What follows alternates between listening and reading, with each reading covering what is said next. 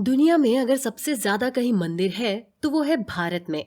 यही कारण है कि इन मंदिरों के बारे में जानने के लिए दुनिया भर से लोग यहाँ आते हैं और इन मंदिरों के दर्शन करके यहाँ के रहस्य जानने की कोशिश करते हैं। आज हम आपको एक शापित मंदिर के बारे में बताने जा रहे हैं।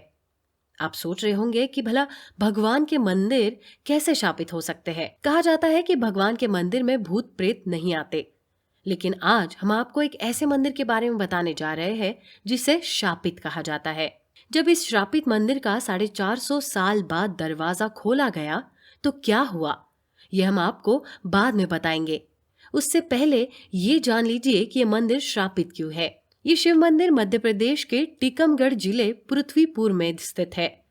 इस मंदिर को एक शिल्पकार का श्राप था कि जब भी इस मंदिर का दरवाजा खुलेगा तो पूरे गांव में प्रलय आ जाएगा और पूरा गांव पानी में डूब जाएगा।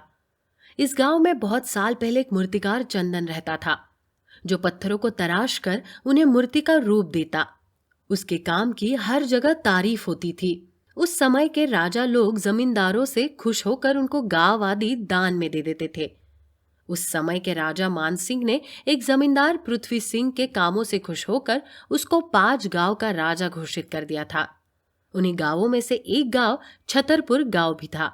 एक बार पृथ्वी सिंह सभी 5 गांवों का मुआवना करने गया। ऐसे ही मुआवने करते हुए जब पृथ्वी सिंह छतरपुर गांव पहुंचा तो उसने एक बात गौर की कि उस गांव में कोई मंदिर नहीं था। पृथ्वी सिंह भगवान शिव का बहुत बड़ा भक्त था और वो उनके अलावा किसी और भगवान में विश्वास नहीं रखता था। तो उसने सोचा कि क्यों ना गांव में एक भगवान शिव का मंदिर निर्माण करवाया जाए। पृथ्वी सिंह गांव वालों से एक अच्छे शिल्पकार के बारे में पूछा तो लोगों ने पृथ्वी सिंह को चंदन का नाम बताया। पृथ्वी सिंह ने चंदन को बुलाया और चंदन को भगवान शिव के निर्माण करने को बोला।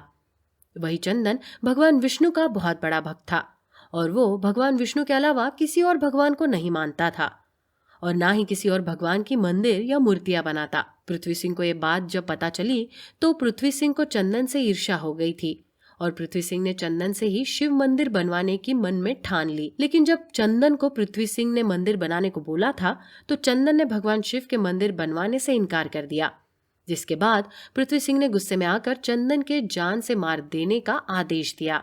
वही चंदन की बीवी पृथ्वी सिंह का आदेश सुन उसके पैरों में गिरकर पृथ्वी सिंह से चंदन के जीवन की भीख मांगने लगी और अपने पति चंदन से अपने बच्चों के लिए भगवान विष्णु का मंदिर बनाने को बोली।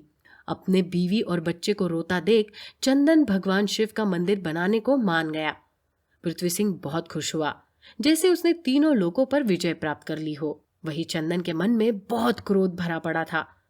फिर भी उसने मंदिर का निर्माण कार्य एक ही शर्त पे शुरू किया था कि जब तक पूरा मंदिर बन नहीं जाएगा तब तक कोई भी मंदिर के समीप नहीं आएगा।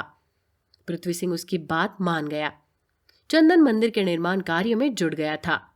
मंदिर को बनते बनते 1 साल के ऊपर हो गया और वही पृथ्वी सिंह बहुत बेसब्री से मंदिर बनने का इंतजार कर रहा था। 1 साल बाद जब मंदिर बनकर तैयार हुआ तो पृथ्वी सिंह उस मंदिर का उद्घाटन करने आया। साथ में बहुत से पंडित और पुजारियों को भी साथ लाया। गांव वाले भी मंदिर का दर्शन करने आए थे। गांव वाले भी बहुत प्रसन्न थे कि गांव में बनने वाले पहले भव्य मंदिर को देखने मिलेगा। पृथ्वी सिंह ने मंदिर का दरवाजा खोलने से पहले चंदन को मंदिर के निर्माण के बदले इनाम देने की घोषणा की। पृथ्वी सिंह के अंदर चंदन के प्रति ईर्ष्या मन में भरी थी तो उसने पूरे गांव के सामने चंदन को इनाम स्वरूप उसके दोनों हाथ कटवा दिए थे और बड़े शान से बोला कि अब चंदन का कल्याण होगा और अब ये जीवन किसी और भगवान की प्रतिमा नहीं बना पाएगा। चंदन को पृथ्वी सिंह के ऊपर बहुत क्रोध आया। चंदन पृथ्वी सिंह को श्राप देता है कि अगर मैंने सच्चे मन से शिव मंदिर का निर्माण किया हो और विष्णु का वो परम भक्त हो तो इसी वक्त पृथ्वी सिंह के प्राण चले जाए और अगर इस मंदिर का दरवाजा खुले तो गांव में प्रलय आ जाए। इतना बोल चंदन ने उसी समय अपने प्राण त्याग दिए थे और कुछ ही देर बाद पृथ्वी सिंह को अचानक से दिल का दौरा पड़ जाने के कारण उसकी भी वही मृत्यु हो गई। उसके बाद किसी ने भी डर कर मंदिर का दरवाजा नहीं खोला। 450 साल बीत गए तब मध्य प्रदेश के राजा भानु प्रताप ने मंदिर खोलने का आदेश दिया था, जिसके बाद जब मंदिर का दरवाजा खुला तो नदी को रोकने वाली बांध का एक दरवाजा टूट गया, जिसके बाद पूरा गांव पानी में डूब गया था। कहते हैं कि पानी में डूब जाने के कारण मंदिर श्राप से मुक्त हो गया था और बाद में मंदिर का दरवाजा खुला का खुला ही रहा। जब वहां प्रलय के 100 साल बाद कुछ बाहर के लोग आकर उस गांव बसे तो उन्होंने शिव मंदिर में पूजा करना आरंभ कर दिया था और आज तक फिर कभी कोई मुसीबत या प्रलय वहां नहीं आई।